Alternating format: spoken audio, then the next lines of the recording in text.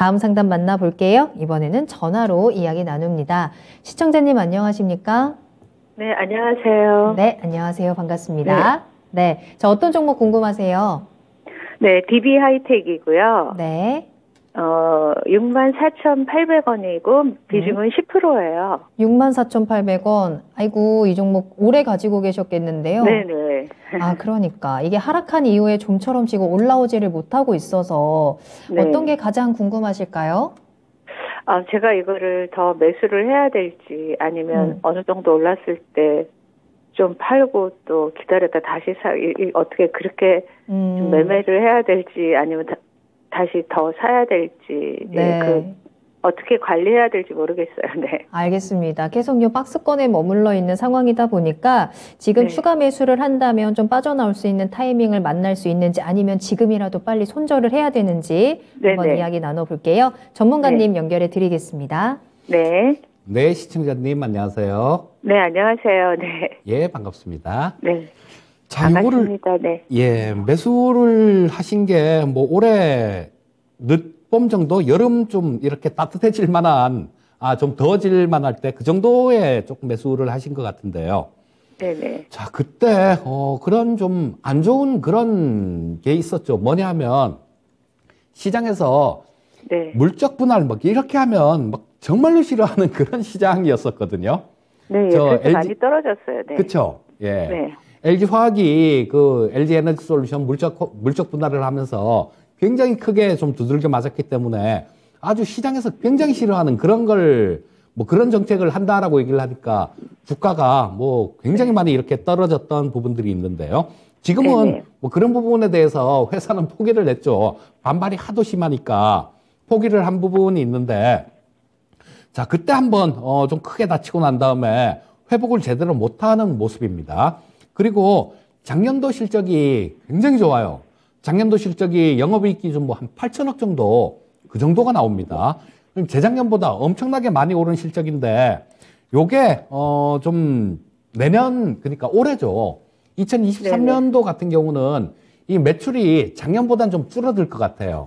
지금 예상되는 게 한 5천억 정도? 그 정도 수준의 영업이익이 좀 이렇게 예상되고 있는데요. 자, 그럼 작년에 8천억에 비해서 좀 많이 하락한 구간입니다. 그런데 뭐 내후년이나 전망치들 이런 것들 나오는 걸 봐도 5천억 이하로 떨어지진 않아요.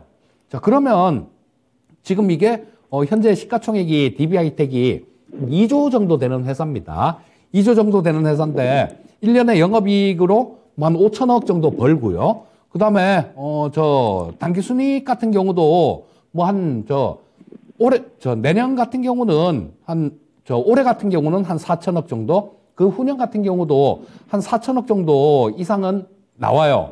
그러니까 계산을 해보면 한 5년 정도 벌면 지금 이 DB하이텍 주식을 전부 다 살 수 있다라는 그런 결론이 나오죠.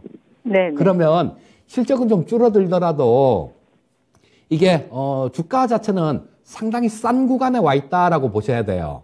그리고, 이 DB하이텍 같은 경우는 파운드리 업체라 그래서 이 반도체 같은 경우는 삼성전자나 뭐 SK하이닉스 같이 반도체를 설계도 하고 만들기도 하고 그런 기업도 있고요. 또 팹리스 업체라 그래서 요거를 좀 퀄컴처럼 반도체를 설계만 하는 기업도 있습니다. 그리고 DB하이텍처럼 반도체를 설계해서 갖고 오면 만들어주는 그런 기업도 있어요. 근데 이 DB하이텍 같은 경우는 8인치 이 웨이퍼, 그러니까 웨이퍼 크기에 따라서 8인치, 12인치 뭐 이렇게 구분을 하거든요.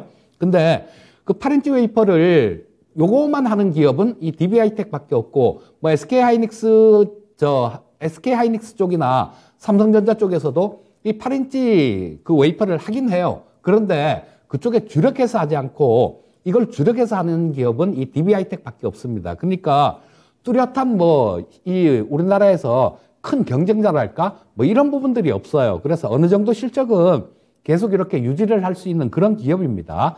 근데 조금 아쉬운 부분들은 회사에서 좀 증설 계획이나 이런 것들을 대규모로 좀 이렇게 발표를 하면 주가는 좀 탄력을 받을 수 있을 텐데 하는 그런 아쉬운 생각은 좀 듭니다. 그래서 우리 시청자님 지금 매수하신 가격이 64,800원 정도면 꽤 좀 머네요. 자, 근데 지금 현재 상태에서는 뭐 이거를 잘라 팔 필요는 없을 것 같습니다. 아까 말씀드렸듯이 이 실적 부분들이 내년 같은 경우도 뭐 올해보다 줄진 않아요. 단지 올해가 작년보다 줄어드는 그런 모습인데 그거는 지금 주가가 이만큼 빠지면서 다 반영이 됐다라고 봅니다. 자, 그래서 지금은 시간이 좀 필요한 뭐 그런 상태다라고 보시면 될 것 같고요. 다행히 뭐 지금 최근 움직임 같은 경우는 그렇게 나쁘지는 않습니다. 보면 가장 밑에 있는 게 신용인데요. 자, 신용 잔고가 많이 줄어들고 있죠. 그리고 최근 들어서 요게 외국인들 수급입니다. 외국인들도 꾸준히 계속해서 조금씩 매수가 들어오고 있어요. 그렇다면 이렇게 주가가 많이 빠진 상태에서 팔 필요는 없다. 자, 현재 상태에서 좀 그냥 보유 의견 말씀드리겠고요. 처음에 저항선 부분들을 1차 저항선 부분들을 한번 설정을 해보면 52,000원 정도 그 정도에서는 한번 걸릴 수 있을 것 같습니다. 그리고 만약에 뭐 이 실적 부분들이 있기 때문에 결국은 이 52,000원의 가격 이것도 시간의 문제가 될 것 같긴 하지만 돌파를 할 것 같아요.